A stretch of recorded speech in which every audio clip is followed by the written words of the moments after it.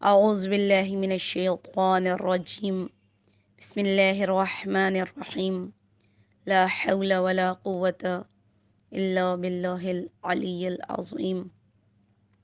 شکر ہے اس پروردگار کا کہ اس نے پھر ایک زندگی عطا کی، پھر ایک نیا سال عطا کیا، اور پھر ایک ماہ رمضان، اور پھر اس کی توفیق سے اس ماہ مبارک رمضان میں اپنی ذات سے مناجات کی توفیق عطا کی۔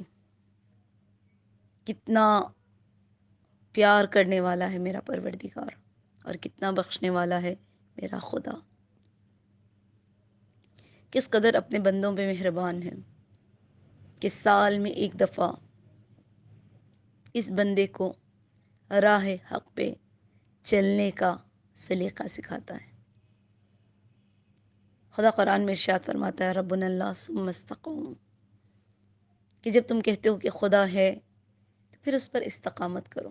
قربان جاؤں اس رب کریم پر جو ماہ مبارک رمضان میں ہمیں استقامت سکھاتا ہے، اور قربان جاؤں اس پروردگار پر جو اس ماہ مبارک رمضان میں ہمیں نفس کو زیر کر کے رب تک پہنچنے کا سلیقہ سکھاتا ہے۔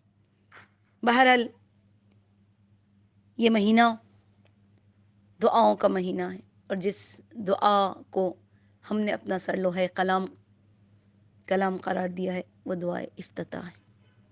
عجب دعا ہے کہ اس دعا کے ذریعے پتہ چلتا ہے کہ انسان کس طرح سے حمد و ثناء الہی بجا لائے، کس طرح خدا کی بارگاہ میں اپنے گناہوں کی بخشش مانگے، کس طرح خدا سے اپنی امید کو ظاہر کرے، اور پھر کس طرح اس تعلق کو مضبوط کرنے کے لیے ولیوں کا سہارا لیا جائے، کس طرح خدا کے ولیوں سے اپنے رابطے کو مضبوط کیا جائے، اور پھر کس طرح اپنے وقت کے امام مہدی صاحب الزمان کے ساتھ جڑا جائے۔ انسان جب خدا کے ولیوں سے محبت کرتا ہے تو پھر انسان کوشش کرتا ہے کہ یہ محبت کبھی کم نہ ہو اور کبھی ختم بھی نہ ہو، اور اس محبت کے لیے انسان کو جھکنا پڑے تو اسے جھکنا پڑے گا۔ کیوں؟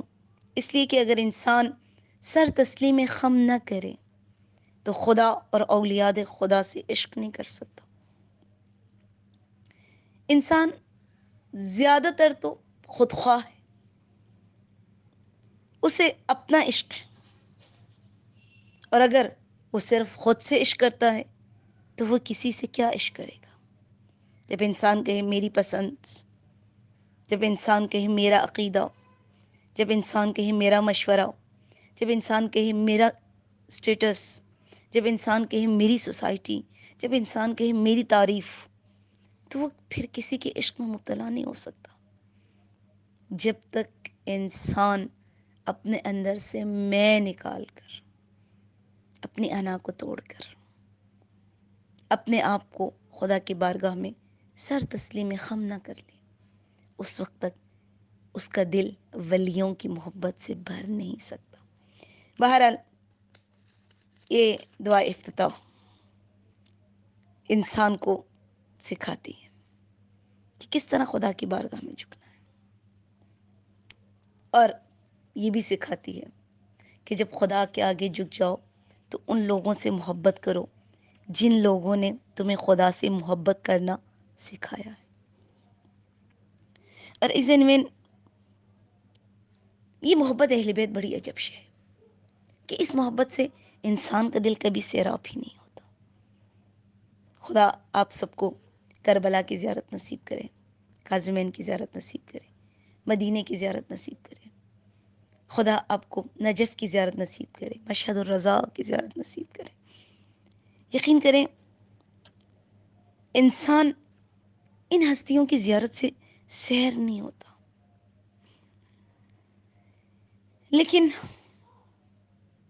ایک بات ہے کہ جب ان ولیوں کا عشق انسان کے دل میں ہوتا ہے، سب سے بڑی چیز خدا جو انسان کو عطا کرتا ہے وہ قلب کی نرمی عطا کرتا ہے۔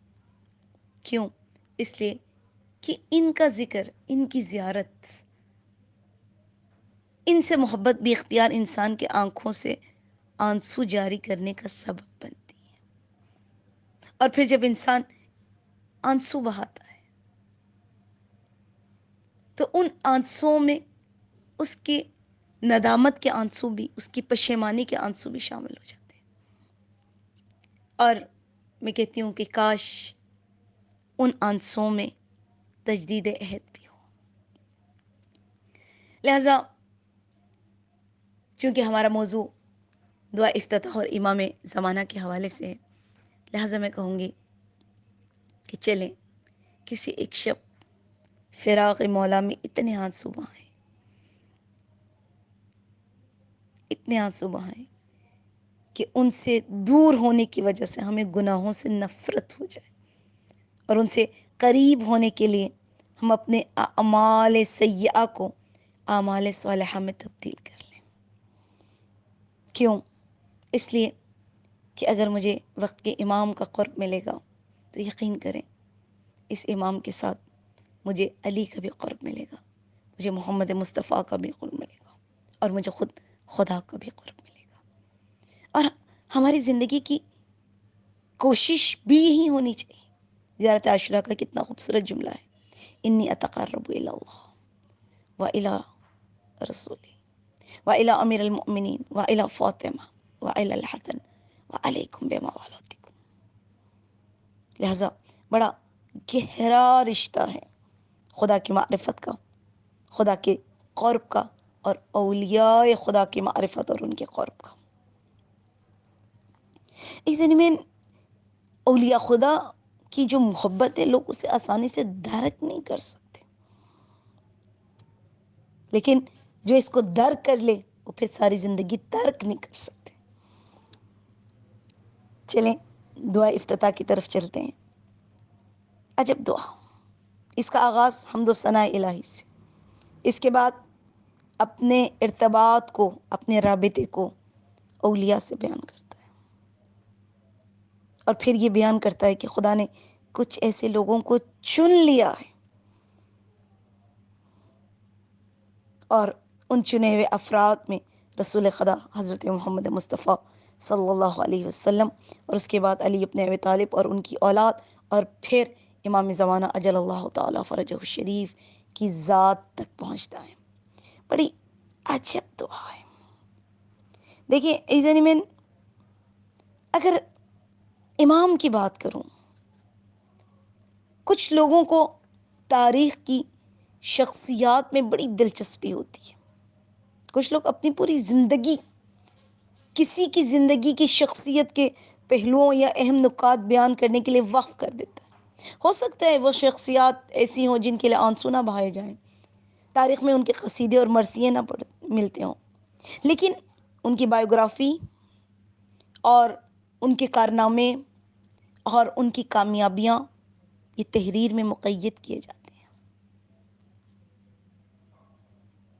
تو کاش ہم اگر اپنی زندگی نہیں تو کچھ لمحے تو اس شخصیت کے لیے وقف کریں جس کے لیے جس کی جدائی میں جتنے آنسو بہا جائیں اتنے کم، ایزن میں جس کے لیے جتنے قصائد بیان ہوں اتنے کم۔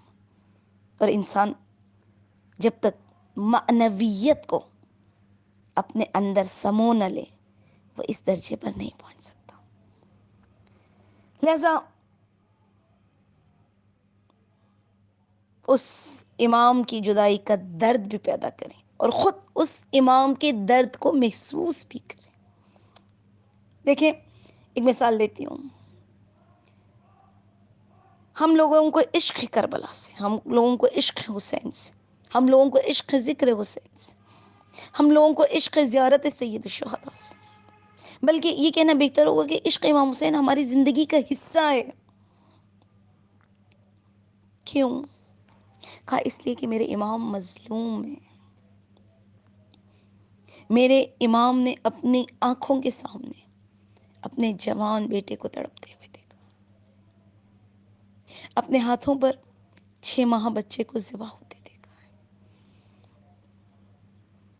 بہت مشکل ہوتا ہے جب باپ یا ماں کی آنکھوں کے سامنے اس کی اولاد کو ذبح کیا جائے۔ میں آپ سے ایک سوال کرتی ہوں، یہیں پر ایک سوال کرتی ہوں، اگر کسی بچے کو، آپ کو پتہ چلے یا مجھے پتہ چلے یا کسی کو بھی پتہ چلے کہ کسی کے بچے کو ماں کی آنکھوں کے سامنے ذبح کیا گیا ہے، یقین کریں دنیا کا میڈیا اس پر آواز اٹھائے گا کہ کس قدر بے رحمی ہوئی ہے۔ اور اگر تاریخ میں کوئی تصویر ملے تو یہ تصویر پتہ نہیں کتنی بار شیئر ہوگی۔ کیوں؟ اس لیے کہ ماں اپنی اولاد سے بہت محبت کرتی ہے،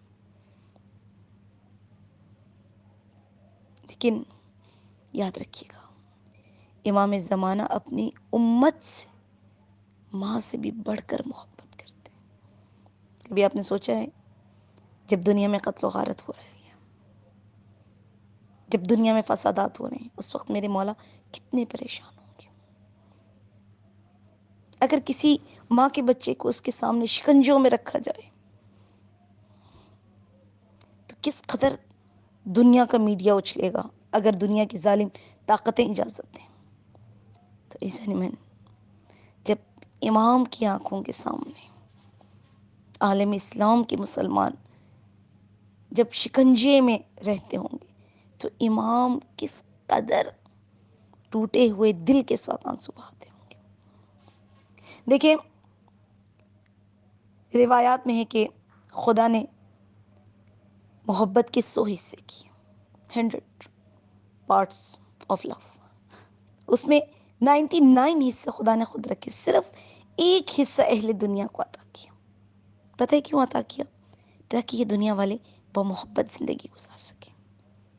لیکن روایات میں ایک جملہ اور بھی ہے کہ امام ایک ماں سے 100 گنا زیادہ اپنی امت سے محبت کرتا ہے۔ اگر دنیا میں کوئی مسئلہ ہو جائے تو ان کے قلب پر کتنا گراں گزرتا ہوگا۔ جو اپنے اور امت کے رشتے کو سمجھ لیتے ہیں، اپنے اور انسانیت کے رشتے کو سمجھ لیتے ہیں، وہ دنیا کے مظالم پر روتے ہیں۔ آیت اللہ بہجت جب اخبار میں کوئی قتل و غارت گری کی خبر دیکھتے تو کئی دن تک بے خود رہتے، کھانا نہ کھا پاتے۔ یہ تو امام کے غلاموں میں سے ایک غلام ہے، یہ تو امام کے شاگردوں میں سے ایک شاگرد ہے۔ امام کی کیفیت تو ان سے بہت زیادہ فرق کرتی ہے۔ لہٰذا ایزن ضروری ہے کہ وہ امام جو ہم سے اتنی محبت کرتا ہے، اس کی محبت جتنی نہ صحیح تو تھوڑی سی محبت تو ضرور کرنی پڑے گی۔ کوشش کریں امام کو راضی کریں، یقین کریں جتنا ثواب ملتا ہے امام کو راضی کرنے میں، اس کا اجر و ثواب دنیا کی باقی تمام رضایت سے بہت زیادہ ہے۔ اگر امام راضی ہو گئے اور امام نے کسی پر نظر کرم کی تو اس سے بڑی کوئی نعمت نہیں ہو سکتی، اور اگر امام کسی سے ناراض ہو گئے تو اس سے بڑی بدقسمتی کوئی نہیں ہو سکتی۔ لہذا کوشش کریں امام کو راضی کریں، کوشش کریں کہ اس دعائے افتتاح میں بار بار امام کی جدائی کا نوحہ پڑھیں، بار بار امام کی تکلیفوں کو محسوس کریں، بار بار زمانے کی حالات پر نگاہ کر کے فریاد کریں خدا کی بارگاہ میں۔